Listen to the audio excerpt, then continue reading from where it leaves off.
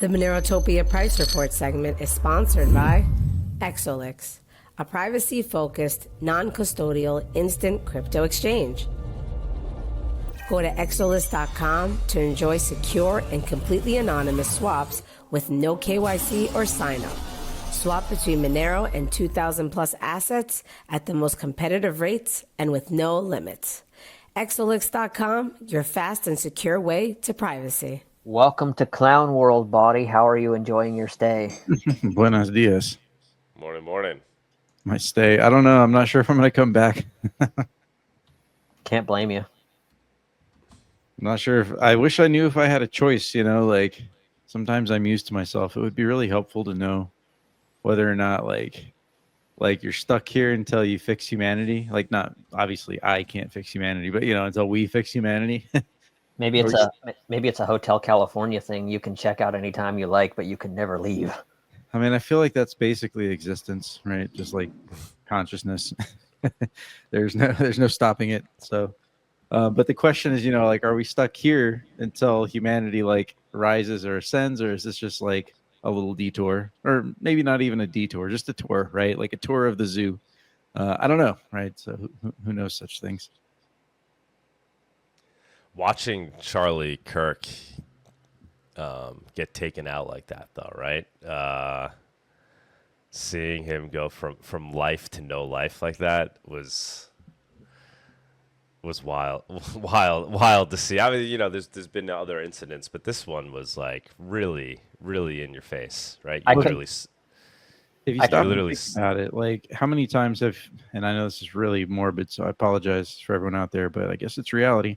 How many times have we actually seen someone die like that? Like almost never. Like almost nobody has actually seen that kind of thing before. You see it in the movies, but and maybe they probably some of them capture, what it's like, what it looks like, but it was our JFK. Yeah. It was our JFK moment for this people that are alive now. That didn't experience that, right? They saw somebody that they knew, that was loved, that was well known, was taken out in public in front of everybody for everybody to see in a very gruesome way. Makes you think, right? It seems like the same playbook, right? It seems like, all right, let's do that thing where we, kill somebody in public that everybody knows. Yeah. I don't know.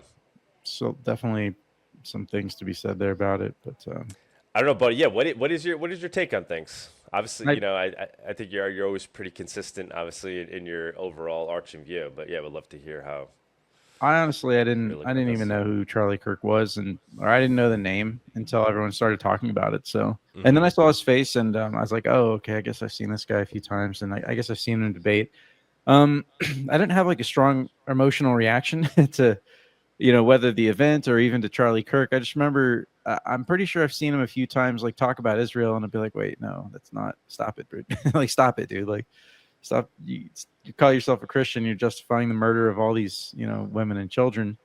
I think I saw a couple Nick Fuentes like clips from his show on, was it Thursday or something, and I liked the clip that I saw. He was like, listen, he was kind of my enemy, and he was kind of the problem in a lot of ways. But I don't, now he's gone, and I'm not going to say terrible things about him.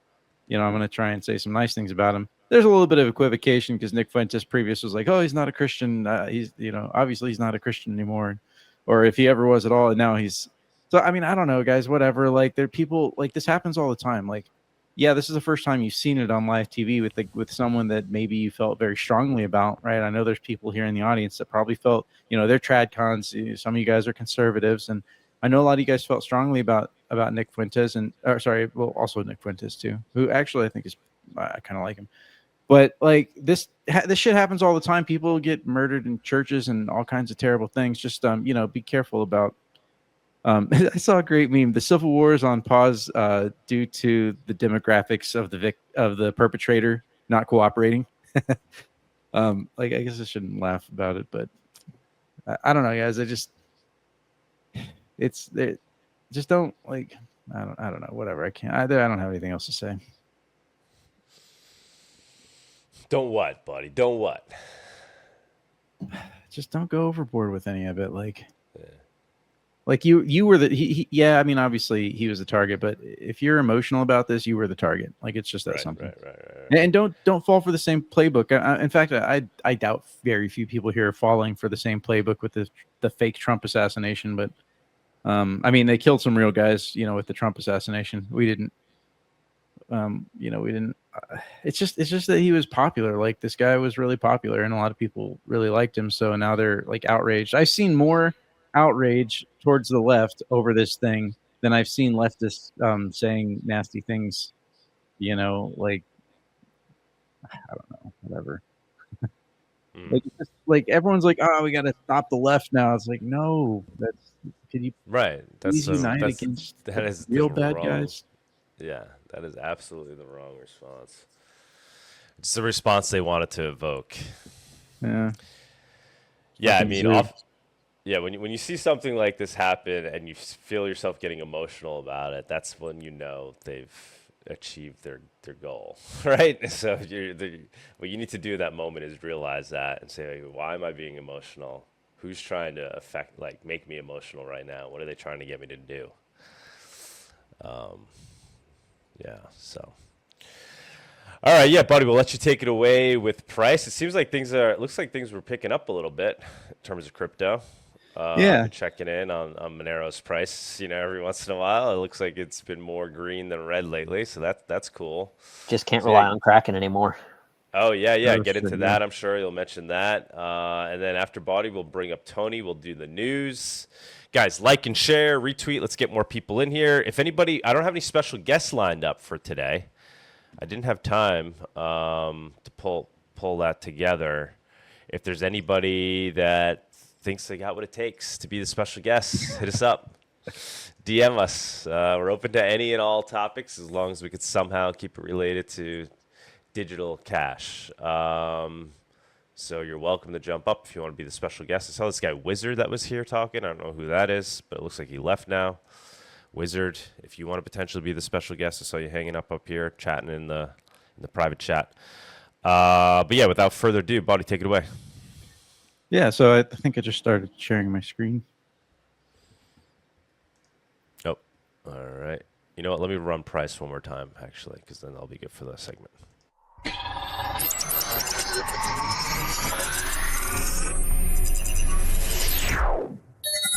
The MoneroTopia Price Report segment is sponsored by Exolix, a privacy-focused, non-custodial instant crypto exchange.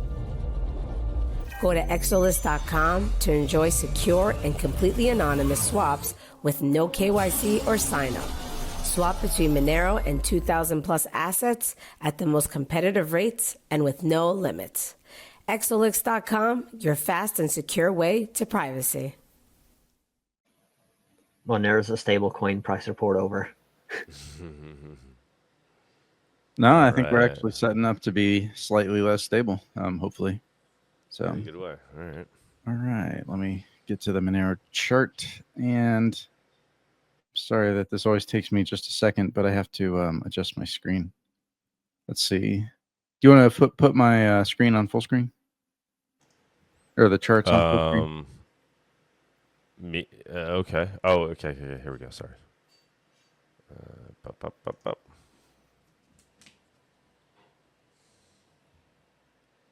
You good? All right. So you can see, guys, that that we have had a little bit of positive price action. So that's a nice thing to see finally. After this nice big fat fall off. But again, all in all considered, like, forget about the hack, forget about the attack, right? And just stop and think, hey, what if it was like calm times, right? What if things were just normal, and we had a big breakout, and then we found some support right at exactly the spot that you'd want to find it, and then you start moving up again, right? Especially if we start doing this, you would look at that and say, hey, that's actually sustainably good price action, right? There's nothing wrong with that. And if you keep doing this kind of action over the course of many months and years, you end up at a place where Monero is $1,000 or more. And we should already be at $1,000, but we won't ruminate on that on that negativism for the meantime. But yeah, you can see for the last couple of days we've had a little bit of a breakout here, about 6-7%. And this actually was setting up, on a shorter time frame. You could kind of see I wasn't too sure last week exactly which direction this thing was going to break, but at some point midweek, I started thinking to myself, I almost even posted about it, just to break from the drama of the real world. I almost posted, hey, this thing's about ready to actually make a move to the upside. So we'll see how far this can go. But right now, I think this looks fine. It's interesting that it also correlated with Kraken releasing their withdrawals again. So what did you guys do, Kraken? Did y'all freeze withdrawals like everybody else because you sold a bunch of fake Monero to keep the price capped while you could? And then bought enough Monero or mined enough Monero or made a deal with Cubic or whoever to get the Monero that you needed and then open with your withdrawals again. I don't know. Could just be happenstance. Kraken, we're not accusing you exactly, but we just at this point you've lost the benefit of the doubt. Your excuses were bullshit. You've never shut down withdrawals for multiple days at a time. So we just can't trust and then like we've talked about before, Jesse Powell is gone. So he seemed pretty based. He seemed pretty, not your typical suit. And he did something that, in the face of what a lot of other people didn't want to do, hardly any other exchange would do, is just to keep Monero listed. And then y'all started delisting in Europe, and okay, maybe Europe's kind of cucked, but whatever. I don't know, guys. It's going to be hard to. You've lost all benefit of the doubt in my mind. I don't want to outright accuse you in the same way that like CZ belongs in prison kind of stuff, because we knew exactly what he was doing. All we have right now is the very, very suspicious thing that you froze withdrawals for multiple days at a time against basically everybody, and you did it at the same time that the entire rest of the price attack was happening. So you don't have any more benefit of the doubt. Sorry. Everybody switched to Rito and any other platform. Ideally, again, peer-to-peer platform. Make your switch. It's time to do that. We just have to assume that at this point, guys, we cannot rely on the idea that Kraken would not delist Monero. If they haven't delisted it in the United States yet, that's a good sign that they didn't delist it in the United States.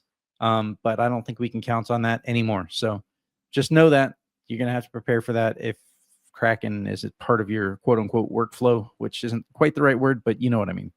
All right. But yeah, I think Monero has a good chance here in a price sense to continue moving towards the upside. I think crypto is actually looking fairly positive, as we've talked about. Let's actually take a look at the XMR dominance, because this chart is interesting. That's the weekly. Let's go to the daily. It's interesting that we basically came down again to the lower standard deviation levels, right? This is a very big headliner level. I consider the daily chart with Wave Magic to actually be typically pretty damn good. It's not always perfect. You can see, for example, here's a great example where it didn't actually work out so well, and you really, really crushed to the downside. This action, right, to do that kind of thing is very rare, but this was a fundamental event, right? This was the delisting. Wow, this was actually pre-delisting. This was entrance into the bull market. Wow, actually, okay, no, that was, sorry, talking out my ass there. This was this year. This was just before 2025, November, December 2024. So yeah, I mean, it's rare for that kind of thing to happen, but you still get breakdowns. So just know that, again, this is why we think of it in terms of probabilities and not in terms of hard levels. But in this case, especially since we already established, this kind of breakdown here, you already established that, and then came back out of it.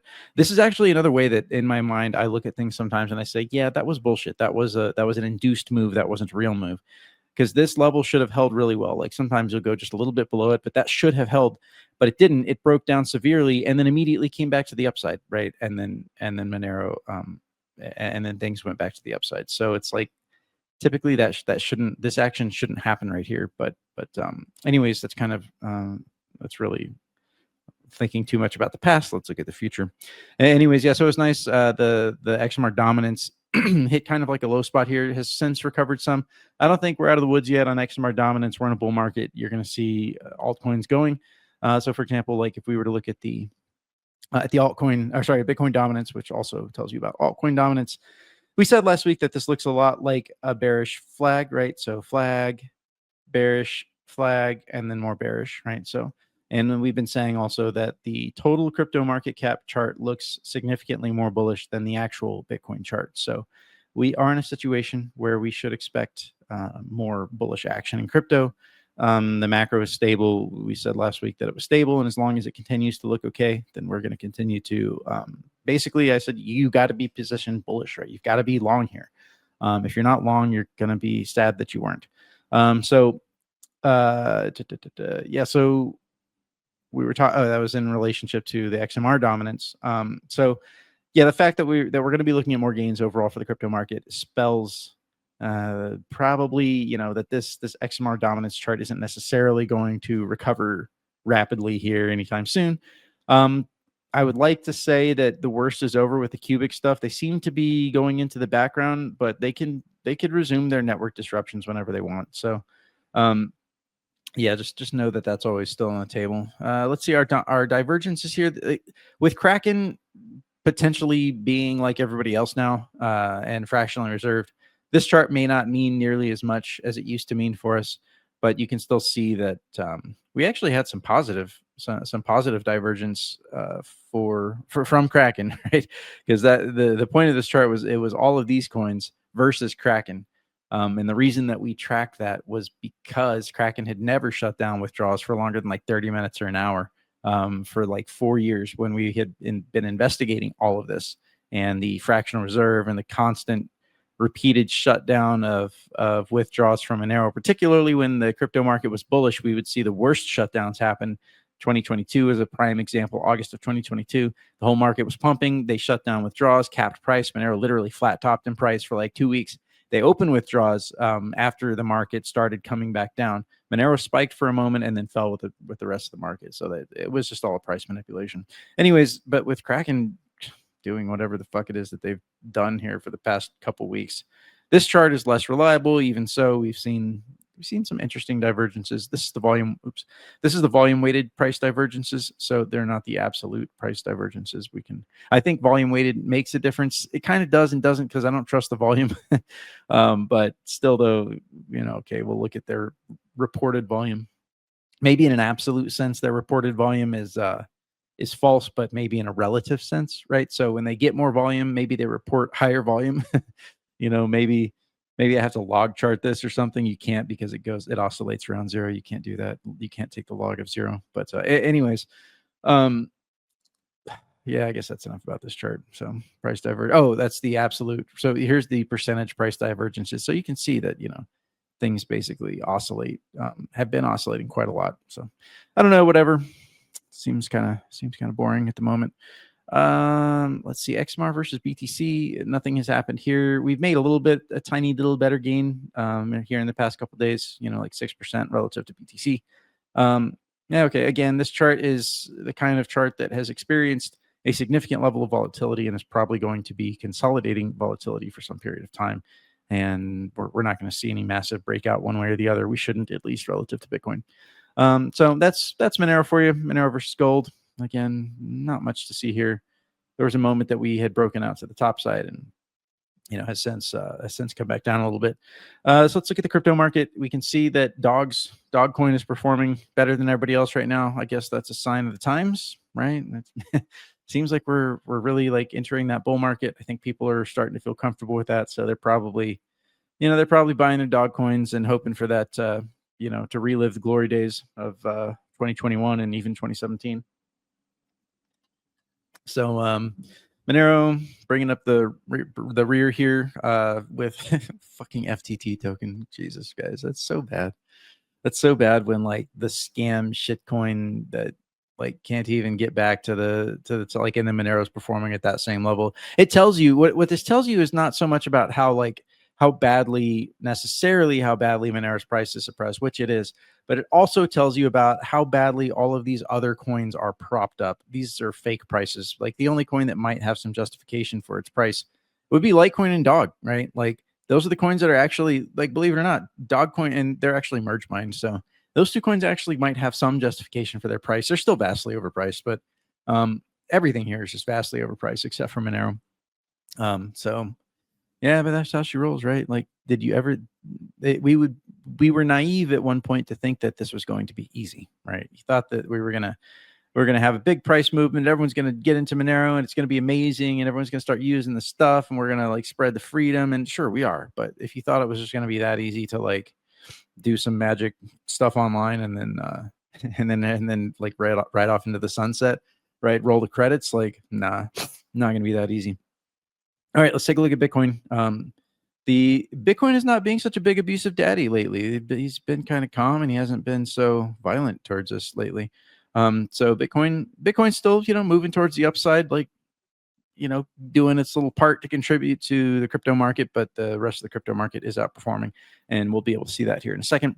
This is the daily chart. So we talked a little bit about how, there was some consternation, things have come down. Oh my God, what are we going to do? But really, it wasn't that bad, right? It's a little bit farther down than you would like to go, right? For something to be like truly, bullish in the kind of way that we all probably want to see.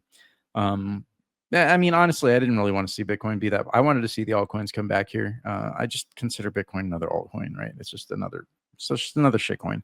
Like, it's so stupid. It's limited, whatever, and now they're just infighting about everything, which is unsurprising, right? Like, if the mentality that they fostered is now like they made their bed, now they have to lie in it, right? That's what's happening. They fostered the mentality of this like close-minded, egotistical kind of point of reference for themselves, and now they're attacking each other with it. So but kind of understandable too, because Bitcoin is like having problems for the purpose that it was supposed to be doing. But anyways, point is that things came down a little bit farther than you really want to see it come down, but this has been the pattern, right? And this is the territory of diminishing returns. But we've had a nice little comeback, right? Bitcoin's now at 116, and if the action continues positive, dang it, why is that happening? I'm getting this like weird thing where that thing keeps popping up. Whatever. All right. So the kind of action that we want to see that would be like really positive would be for this to overshoot a little bit, overshoot the upper standard deviation bands here. So we want to see Bitcoin at like 119, 120, right? We want to see it get there. Post haste would be the ideal situation, right? This week, we want to see it hit 119, 120. Then we need to see it take a cool off period and find support somewhere in the like 117 to 118 area, right? Find some support there and then start moving up again. That would be the most bullish scenario. You could still, beat this upper standard deviation band, the blue band, take a tumble here to like 115. And then consolidate upwards more slowly, and that would still be bullish as well. Meanwhile, if we go to the altcoin charts, the total 3 crypto market cap, total 3 is actually looking significantly more bullish, and you can see why, right? Total 3 is actually it's right at its previous all-time high. Let's actually take a little bit more of a longer look here.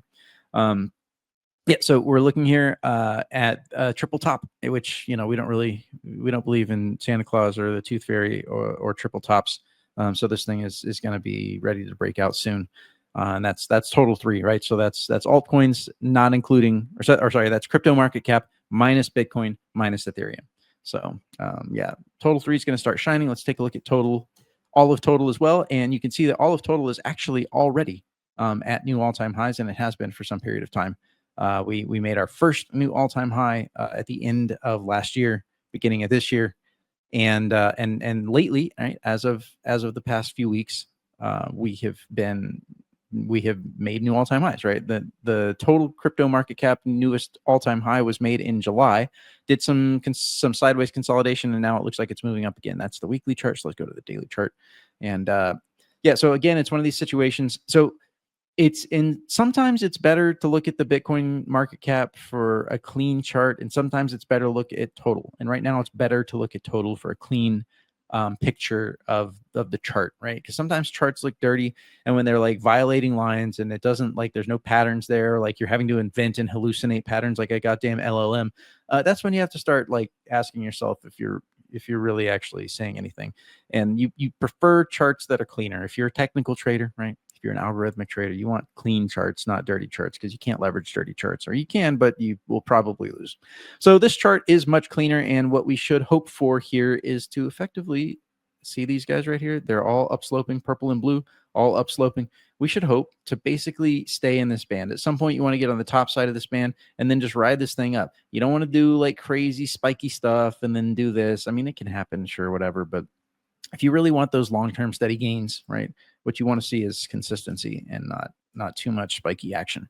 So this chart is, again, I mean, you can just see it. Like, I don't have to explain it to you. You can see why this chart is positive, why it's bullish. Everything is upsloping. We're already made new all-time highs. There's nothing nothing feels dangerous, right? So yeah. And then we talked already a little bit about the Bitcoin dominance. And Bitcoin dominance, like we said, hey, you know, this thing is bearish, right? Bitcoin dominance is going down. Don't expect a massive crash off, you know, like we've seen in the past. The last bull market that we had, 2021, this thing just like in a matter of a month or two, a couple months, just went from 61% down to 38%. Massive, right? Don't expect that. But this thing is likely going to continue meandering towards the downside for some period of time. And that's fine, right? That's fine. The movements in crypto are going to get slower. The market caps, we're looking at 4 to 5 trillion, right? We're broaching that 4 trillion, and we're going to be in the 5 trillions soon.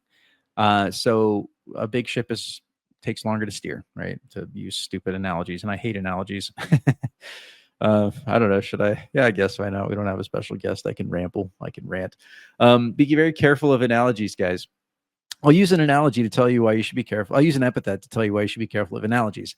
When I got into the semicon industry, my trainer, the guy that was training me up, he actually, I don't know, somehow he got himself into an engineering position without an engineering degree. I'm sure he was a capable technician back in the day, but he would, every time I'd ask him technical questions about like what was going on at the surface of the wafer or some shit like that, he would always use these cute little analogies, and eventually I was like, wait, but no, that's not like that's nice, but that doesn't make sense. And he actually ultimately got fired. It's kind of sad. I didn't want him to get fired or anything. He wasn't a bad guy. But it's like, I use that epithet because like he didn't really know what was going on, so he relied on analogies to do the work for him because he couldn't speak to the material at a very technical level. Like, oh, well, there's silicon oxide and it does, it's forming these kinds of defects on the surface of the wafer when we expose this treatment underneath. Like he couldn't actually speak to the science of it, so he used analogies. So just be very careful about analogies. Like they will get you to a point, but you can't really rely on them like too heavily. Like I was just trying to rely on some analogy here a second ago. So I guess it was like even a knock against myself. All right. All right. Anyways, let's see here. What else do we got to go over? What should we talk about next? I don't know. Here's some specific altcoins that I'm watching. I guess these are not the best altcoins to watch, but I even have Monero down here for reference. Hex, oh my God, I'm ashamed. All right, let's go to a different chart. Forget about that. Let's see here. All right, so we've said since for a long time, we want to see the macro stable. As long as the macro is stable, we're going to assume that we're continuing in this bull market. So starting with oil, this was our alpha into the macro crash scare. The actual, it was like 25% down. So yeah, oil is stable. We're sitting here at 62.5, right? So as long as we're above $60, we're basically going to say it's fine. It's fine. Don't worry about it. Seems like oil is still having this kind of propensity to it's sluggish. It doesn't want to recover. Like the military industrial complex wants to see their lifeblood pumping at like $70 per barrel, not 60. But I don't know. Maybe they do have some reason. Yeah. I don't believe in their complete and total control, by the way, guys. So I do think that they have to wrestle with real market forces to try and get things, where they want them, to position them how they want them. So anyways, dollar index also stable, riding on the low side a little bit. In fact, this is starting to feel slightly bearish. So we've had some consolidation time. I don't think this thing is the bottom's just going to fall out. It's still in a place where you couldn't say for sure if it's going to go up or down. You could maybe try and call this an inverse head and shoulders, right? If maybe you get a little spiky down and then you come back up here and then you do that, you would call that a shoulder. But right now we can't be too sure. All we can really need to know from this chart is as long as it's not spiking towards the upside, should be fine, right? Like even if it spikes to the downside, that's probably fine because it just means actually get long, right? Get bullish because the market is, it's just when the dollar is weak, it means people are investing. It typically means people are investing in risk. So here is the U.S.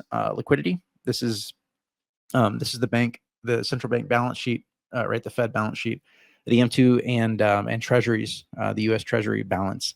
So it's been going up, and this plays off the stock market, right? The stock market will go up, so then people will print more money because the valuation of their underlying assets, like when Elon Musk wants to print money, what does he do? He takes loans against his stock, and loans equal printing money, right? He is the biggest welfare whore in America.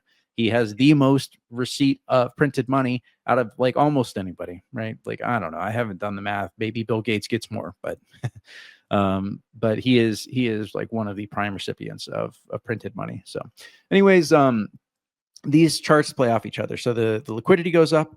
People take more loans because now their stocks are worth more. So the valuation is higher. They can justify more loans, and more loans means more M2, more liquidity, and more liquidity means that you can take more loans. So this is what's happening, right? So we got the M2.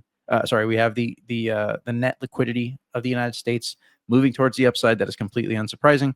And we have gold making big breakout here. Like, so we said, hey, a couple weeks ago, we said, I'm not too sure, but once this thing gets going, that's the direction that's going to go. So gold currently performing well. Let's go to the daily.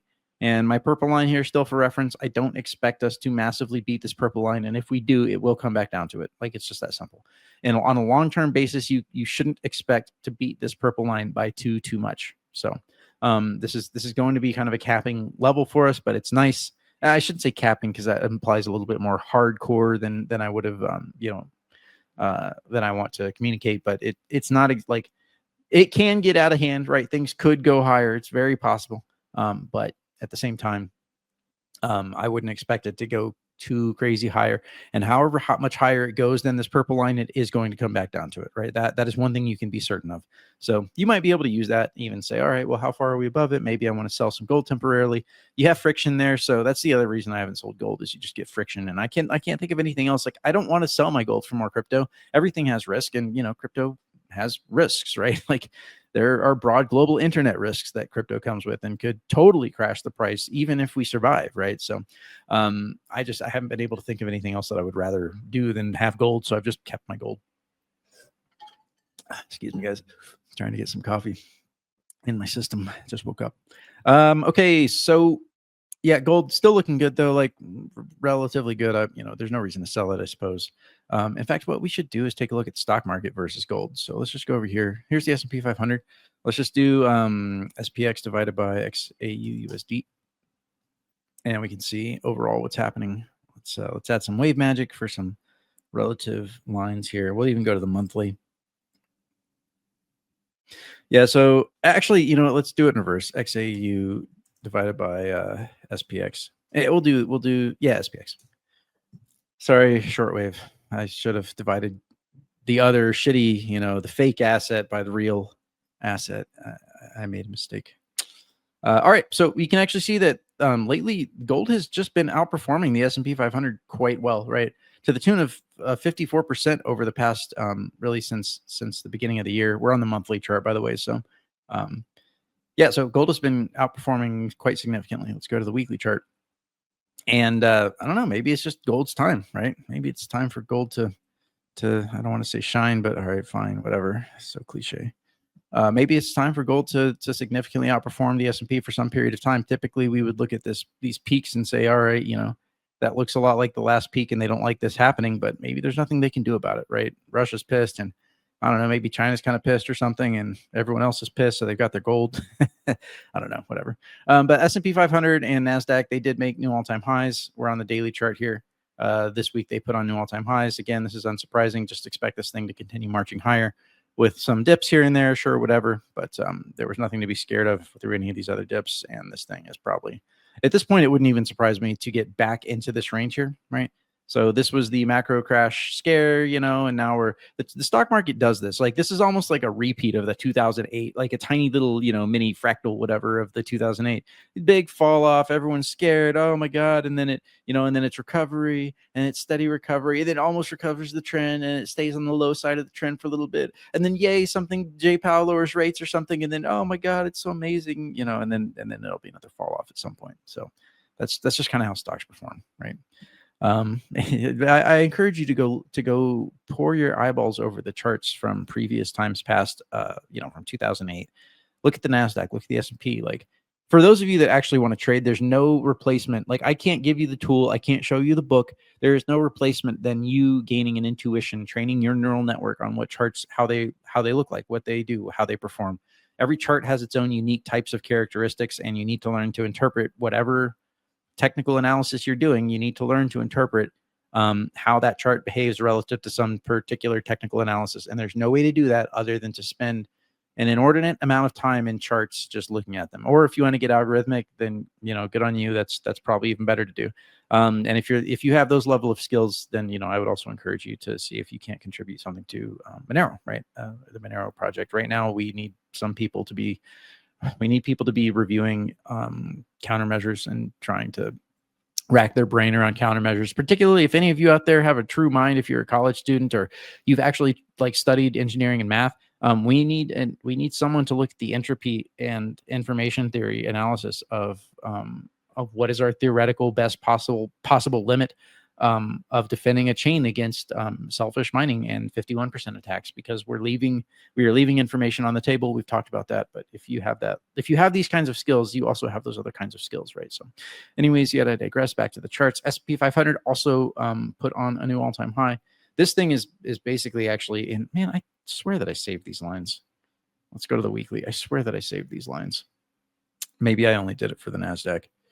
All right, let's do this real time here on air. Yeah, so there's an extension. S&P 500 is already back in its zone. Extending that line. Yeah, S&P is already, as of the past couple of weeks, the S&P has recovered its channel, right? It's pleb line channel, if you will. Yeah, is that about right? I guess that's about right. You're eyeballing something here. Again, this is where it's like, all right, is this the art form of chart analysis, or is this the art form of bullshit? Right? I think this line makes a lot of sense right here. It's a good reference point. It's not entirely prescriptive, but it's not entirely not prescriptive. So, all right, whatever. Expect this thing to stay in its channel, right? This thing is now occupying a very solid channel. And we'll start looking at these purple lines here as well to ask ourselves, can this thing keep going? And the answer is yes, it can. All right, let's look at some of the other macro stuff. We had some inflation numbers. I don't think any of this is too relevant until we get some major big spiky spikes of inflation. None of this really matters all that much. So we did have a little bit of an uptick, right? It's not a spiky spike. We had an uptick of the core inflation, which, they said is going to be sticky, but 3%, even relative to their fake juiced, not natty numbers for the economy, this is relatively okay, right? This is fine. They only fake juice them slowly, so they typically don't make massive changes all at once. So you can at least ask yourself, how is inflation performing relative to how it was performing previously, even if you don't have good absolute numbers like shadow stats might try and estimate. But overall, total inflation still, 2.7, right? This is historically fine now. We are now in the historically, this is fine without any actual fire. We're historically in a fine moment here. As long as this thing don't spike again, it's fine. We're just trying to say, hey, we don't want to see any major weird stuff happening. Civilian unemployment, like we talked about last week, it has this uptick, and a new spike here will renew the fears, right? If next month, we're gonna have to wait 4 weeks, but if we get a new spike up, that's gonna start to look suspicious, right? And that will renew fears once again. We still probably won't exit the markets at that point, even if we do get another spike, because we're going to have to weigh that against the rest of the macro. Is the rest of the macro following up and showing us the same thing, right? You don't want to make one chart, one decision, unless you have set it ahead of time, like we did with oil. Remember, we actually set oil ahead of time. We said, no, we expect this to be our alpha. So when this crashed solo early, we said, hey, this is our signal, right? But we had set up that criteria ahead of time. We didn't do it ad hoc after the fact, right? Doesn't mean that ad hoc after the fact stuff can be good, just post facto justification can be correct, but it's stronger to identify it early on, because that way you can take your emotional predilections out of the equation, which is often an important thing. And I honestly, guys, I still find myself, I feel emotional about the markets sometimes. I do find myself having to wrestle against my own emotions, even after all this time, even knowing that my emotions can sometimes be a counter signal. Anyways, okay, so let's look at bonds. Oh, do I not have bonds pulled up? God, that's how boring bonds are. Bonds are so boring that I never even look at them anymore. I do, but I look at them once a week, because we're just not at the moment, right, that we need to worry that the bottom's about to fall out. We're not there yet. So it's we could look at this safely once a week and not worry about not worry about that we've missed something. So that will change at some point, right? If we start to see the other signals start to flash at us, give us the early warning signs, and we'll start looking at bonds every day. Obviously not on the show here because we don't have the show every day, but obviously the all of me will be looking at this every day, and hopefully all of you should be looking at this every day when the time comes. But for now, it's not. Again, this thing will crater, right? Jay Powell will start lowering rates. We'll see something like this, and then the bonds will be like, oh my God, everyone's going to flee into the safety of bonds because they'll see what's coming, even as the market looks exuberant, right? But okay. Let's see. High option adjusted credit spreads, yada, yada. Nothing to see here. Yeah, nothing to see here. This is stable, right? The point with credit spreads is that when things are good, everyone believes that corporations won't go bankrupt, and so they're willing to accept the tiniest little percentage above the federal rates, right, above the federal bonds. But when things are bad, everyone expects corporations to go bankrupt. So if you want to borrow money, if you want to issue bonds as a corporation, then you got to pay significantly higher interest to get that money. So that's what the credit spread chart is. It's kind of really the credit spreads now pump with market turmoil, so we can't even use this as a leading signal, but we can use it as a corroborating signal. So, and what is it corroborating? Everything's fine, macro stable. So it corroborates gains. That's what it corroborates. So let's take a look at the Monero transactions per day. Nothing to see here. 25,000 stable, and we can also take a look at the hash rate, the mining difficulty. Let's just look at the hashes per second. So giga hashes have come down, guys. I don't know what's going on here, but it seems interesting because Cubic has kind of fallen off the wayside lately, right? We haven't heard much from them. They haven't done too many reorgs the past week or so. That's good, right? Maybe it's a little bit of a breather where we can say, okay, they did some stuff. It was a nuisance. It was slightly above nuisance, right? They were moderate, minimal network disruptions. We were getting close to that 10 block reorg, right? And that's kind of like, that's where you start saying, hey, that's not good, right? So a little bit of breather room there, but we shouldn't assume that this problem is over or gone. This problem could come back, right? We need to assume that they've probably got a round 2 somewhere in there. Let's just say that, let's make a future prediction and say that round 2 of major attack could come at the top of the market, right? So if we see major price spikes to the upside, and then we see Monero not spiking with the rest of the market for some odd reason, and everything is irrationally exuberant, even as like the macro stuff is starting to turn negative again, and then we see Cubic return with their attacks, that'll be a sign to us, actually, guys, that we're getting close to a market top. Like that's the kind of, right? Don't take that as like gospel or anything, but that's the kind of stuff that I would be looking for to ask myself, hey, could this be a market top? So right now, Cubic doesn't seem to be a thing as of the past week or so, but don't think that they're not there. They could return. So, okay. But anyways, yeah, the giga hashes have fallen back down to like 4 or 4.5. So that's interesting. I guess maybe Cubic brought along some significant portion of their hash, or maybe they have taken, maybe they've taken a significant portion of the CPU hash rate to go mine some other shitcoins, right? Maybe they're out there mining some other shitcoins, CPU shitcoins at this point. I regard every single CPU shitcoin that is not merge mined with Monero to be an attack on Monero. It's just that simple. None of those coins are worth anything. None of them matter. There's no reason to have done that. They could have gotten better security for their chain by merge mining with Monero, and we all could have benefited. So if they launched a RandomX coin, not merge mine with Monero, as far as I'm concerned, they're nefarious. Like it's probably the cabal, doing their fucking shitcoin cabal thing, right? Anyways, whatever. No, I don't need to speculate too far on that. But yeah, our hash rate has come down a little bit. Okay, whatever. Still salute to everyone out there who turned on their CPUs.